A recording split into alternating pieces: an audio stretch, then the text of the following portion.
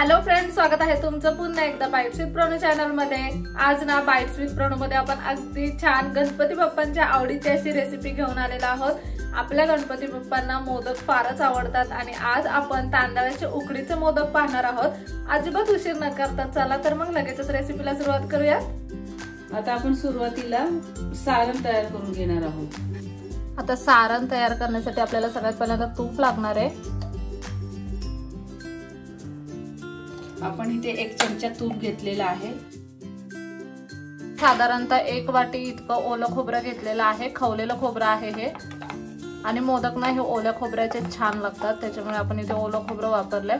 आता हे खोबरं ना आपल्याला तुपावरती छान असं परतून घ्यायचंय, पण फक्त 1 ते 2 मिनिटांसाठी। ह्याचा ना रंग आपल्याला बदलून द्यायचा नाहीये, फक्त मिनिट भरासाठी हे खोबरं आपण परतून घेतलंय। आता यामध्ये आपल्याला गूळ टाकायचा आहे। साधारणतः अर्धी वाटी इतका गूळ आपण इथे घेतलाय। अगदी व्यवस्थित बारीक चिरून घ्यायचा गूळ। आता ना हा गूळ पूर्णपणे विरघळला गेला पाहिजे। अगदी व्यवस्थित असा गूळ आपल्याला याच्यामध्ये विरघळवून घ्यायचा आहे। आता आपल्या इथे सारण तयार झालेलं आहे। तुम्ही ना इथे पाहू शकता, आपण ना इथे फक्त गूळ विरघळून घेतलाय, त्याचा पाक तयार केलेला नाहीये। आणि खोबरं आणि गूळ ना अशा पद्धतीने गूळ विरघळून खोबरं छान असं कोरडं झालं पाहिजे। इथे आपलं सारण तयार झालंय। आपण गॅस बंद करून घेतलाय। ह्यामध्ये आपण ना 1 चमचाभर इतकी वेलची पावडर टाकणार आहे।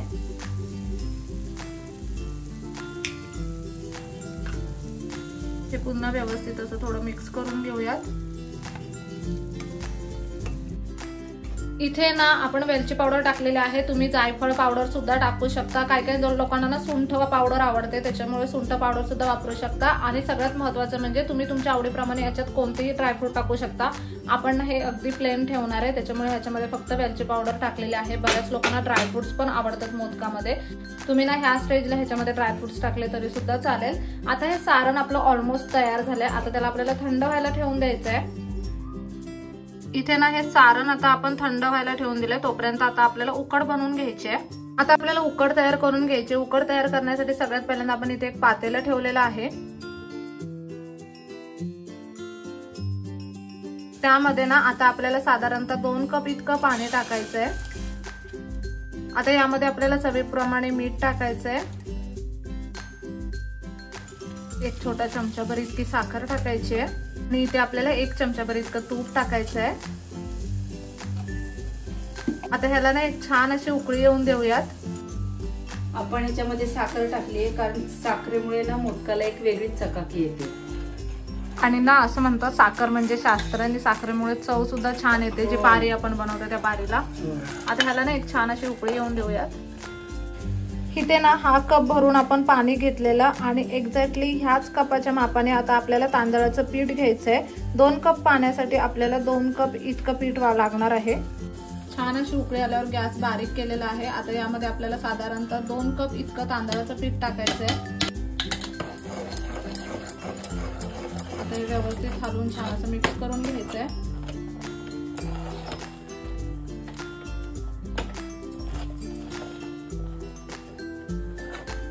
पहिल्यांदा आपल्याला हे व्यवस्थित मिक्स करून झाल्यावर बारीक गॅसवरती छान असं शिजवून घ्यायचंय।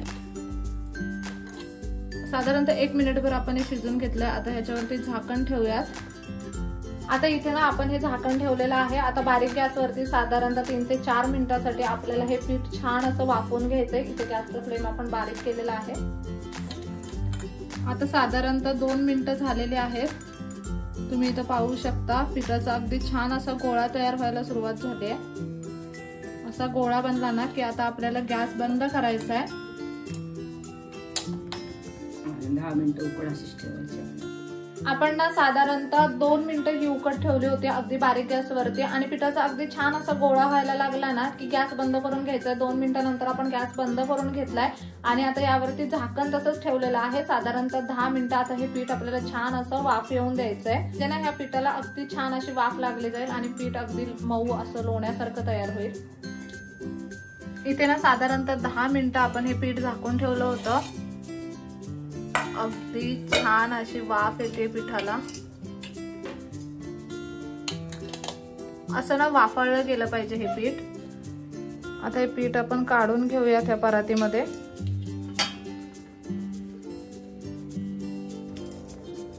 चांगलं स्मॅश करून घेऊ। मी इथे पाहू शकता अगदी छान वाफाळलेलं असं हे पीठ आहे। आता ना हे पीठ अशा पद्धतीने मस्त असं मिक्स करून घ्यायचं आहे आपल्याला। हे पीठ गरम असताना त्याच्यामुळे आपण इथे पावभाजीचा स्मॅशर वापरलाय। नंतर आपण हे हाताने व्यवस्थित मळून घेणार आहोत। इथे अशा पद्धतीने काय नसेल ना तुमच्याकडे तर तुम्ही पेला सुद्धा घेऊ शकता किंवा अशा पद्धतीने वाटी सुद्धा घेऊ शकता। अगदी छान असं पीठ मिक्स होतं त्याच्याने सुद्धा। असं थोडंसं गार झालं ना की आपल्याला हाताने पीठ अगदी व्यवस्थित मळून घ्यायचंय। हे पीठ ना जितकं छान मळू, जितकं छान लोण्यासारखं पीठ होईल ना तेवढे मोदक छान होतात।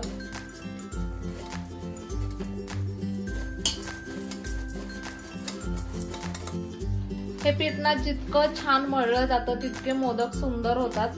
आता ना अगदी छान व्यवस्थित असं हे पीठ आपण मळून घेतोय आणि ना लागेल तेवढंच पीठ घ्यायचं आणि बाकीच्या पिठावरती ना आपण कापड टाकून ठेवायचं, म्हणजे पीठ ना तसंच छान गरम राहतं आणि मेनपण म्हणजे मऊ लुसलुसीत राहतं। इथे आता सगळ्यात पहिल्यांदा आपण एक गोळा काढून घेतला आणि हा उरलेला गोळा आपण अशा पद्धतीने झाकून ठेवूयात।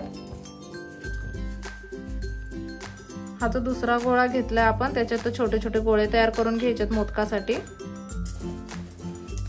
आता हा एक छोटा गोळा आपण घेतलाय तो अगदी व्यवस्थित असा मळून घेऊयात। असं थोडं थोडं करून पीठ मळून घ्यायचं आणि त्याचे छोटे छोटे गोळे तयार करून घ्यायचे, म्हणजे पीठ गरम सुद्धा राहतं आणि छान लुसलुशीत सुद्धा राहतं आणि अशा पद्धतीने गोळे सुद्धा क्रॅक जात नाहीत।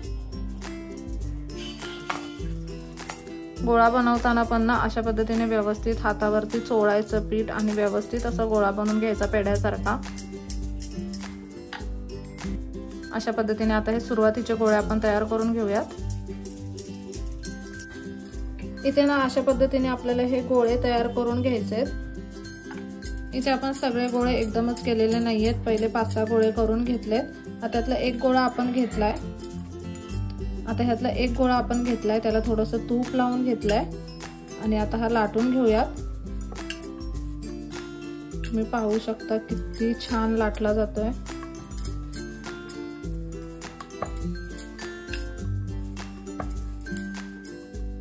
इथे ना आपण खूप जास्त जाड पारी सुद्धा केलेली नाहीये, अगदी छान पातळ अशी पारी केली। पारी जितकी पातळ असेल ना तितके मोदक खूप छान लागतात। आता ह्याला आधी आपण कळ्या पाडून घेणार आहोत। अशा पद्धतीने तुम्ही व्हिडिओमध्ये पाहू शकता।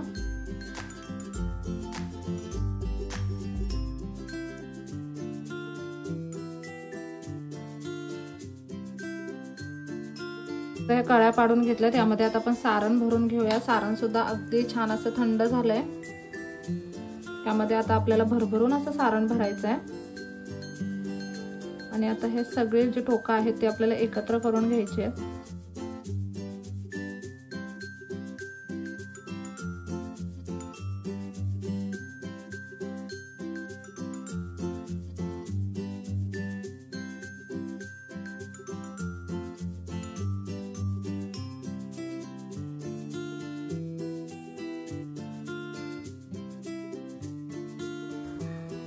इथे तुम्ही पाहू शकता हा अगदी मस्त असा मोदक बनवून तयार आहे।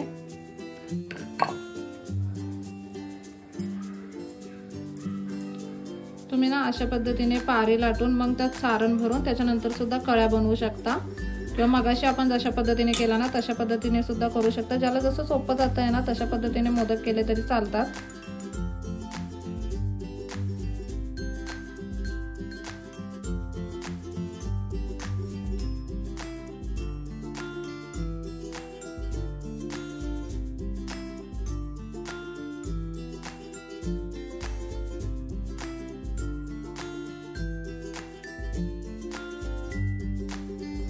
तुम्ही तशा पद्धतीने किंवा अशा पद्धतीने दोन्हीही पद्धतीने मोदक बनवू शकता। दोन्ही पद्धतीने मोदक अगदी छान बनतात। जी पद्धत तुम्हाला सोपी वाटेल ना तुम्ही त्या पद्धतीने मोदक बनवा।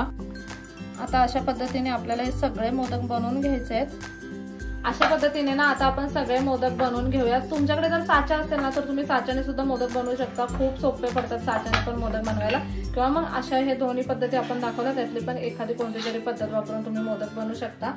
आता हे सगळे मोदक आपण तयार करून घेऊयात।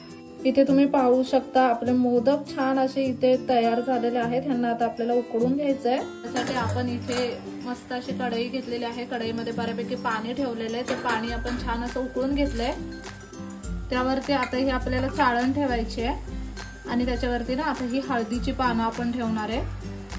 मोदक उकडताना ना हळदीची पानं इथे अशा पद्धतीने ठेवायचे। हळदीच्या पानांचा अगदी छान असा सुगंध मोदकांना लागतो आणि मोदक अगदी अप्रतिम बनतात। आता इथे आपण हळदीची पानं ठेवले, त्यावरती आता मोदक उकडायला ठेवायचे। आता एका वाटीमध्ये आपण अशा पद्धतीने पाणी घेतलंय। हा मोदक अशा पद्धतीने पाण्यात भिजवायचा खालच्या बाजूने आणि मग तो अशा पद्धतीने पानावरती ठेवायचा, जेणेकरून ना मोदक खाली चिटकत नाही।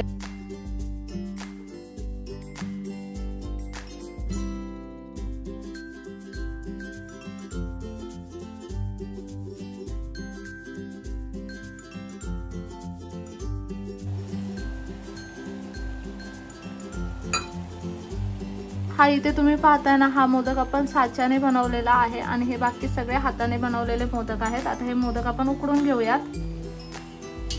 आता यावरती ना आपण परत उलटी ठेवून घेतले आणि आता मोदक आपल्याला उकडून घ्यायचे आहेत। आता हे मोदक आपण उकडायला ठेवले साधारणतः 15 मिनिटांसाठी। बारीक गॅसवरती हे मोदक आपल्याला उकडून घ्यायचे फक्त असे। इथे साधारणतः 15 मिनिट मोदक आपण उकडायला ठेवलेले। आता आपण झाकण काढून बघूयात।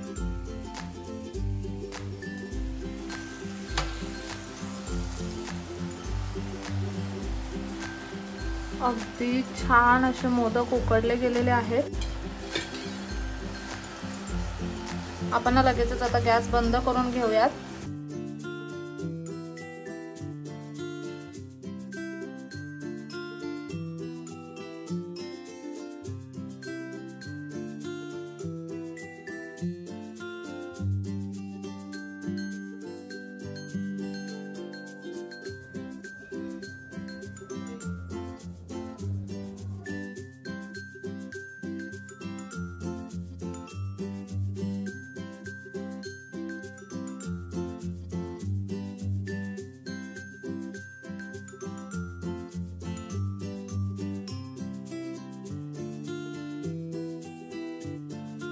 इथे तुम्ही पाहू शकता अगदी छान गरमागरम असे उकडीचे मोदक बनून तयार आहेत।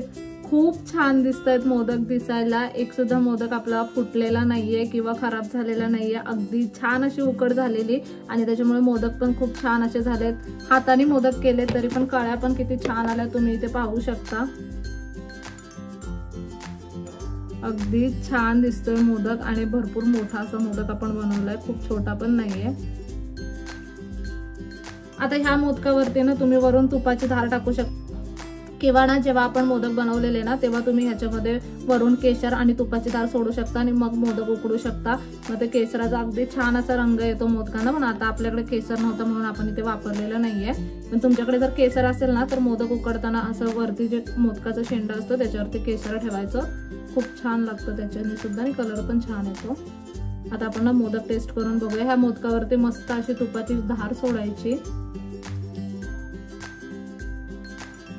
भरपूर असं तूप टाकून मोदक खाण्यात मजा असते। मोदक टेस्ट करून बघूयात।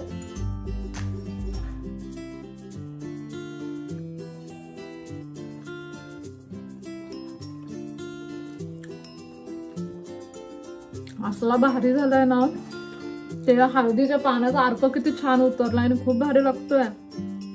एकदम परफेक्ट गोड झालाय, पारी एकदम भारी झाली, सारण एकदम भारी झालंय। तुपाचा स्मेल एकदम कमाल येतोय मोदकामध्ये। 4-5 मोदक तर मी एकटे बसल्या बसल्या खाऊ शकते। आणि सगळ्यात महत्त्वाचं म्हणजे ही मोदक बनवण्याची सगळ्यात सोपी पद्धत आहे। खूप सोप्या पद्धतीने अगदी कमी सामानामध्ये आपण हे मोदक बनवले। जर घरी काहीच नसेल, एवढ्याशा वस्तू असतील तरी तुम्ही मोदक बनवू शकता।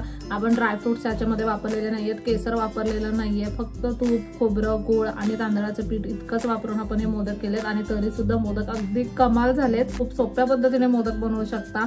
कमाल असे हे उकडीचे मोदक झालेत। तुम्ही नक्कीच ही रेसिपी घरी ट्राय करा ह्या गणपतीमध्ये। आणि जरी गणपतीमध्ये तुम्हाला ही रेसिपी ट्राय नाही करायला भेटली तरी पण गणपती झाल्यानंतर कधी संकष्टी चतुर्थी वगैरे येईल तेव्हा सुद्धा तुम्ही ही रेसिपी ट्राय करू शकता। आता आम्ही मस्त अशा ह्या गरमागरम मोदकाचा आस्वाद घेणार आहे आणि सगळ्यात महत्त्वाचं म्हणजे उकडीचे मोदक गरम खाण्यातच मजा असते। गार झाले की मजा नाही उकडीचे मोदक खायला। असा गरमागरम मोदक आणि त्याच्यावरती तुपाची धार कमाल लागतं. नक्कीच आजची आपली मोदकाची रेसिपी घरी ट्राय करा. व्हिडिओ कसा वाटला मला कमेंट करून नक्की सांग. चला तर मग नेक्स्ट व्हिडिओ मध्ये भेटूया. तोपर्यंत मस्त खा, भरपूर फिरा आणि आनंदी राहा.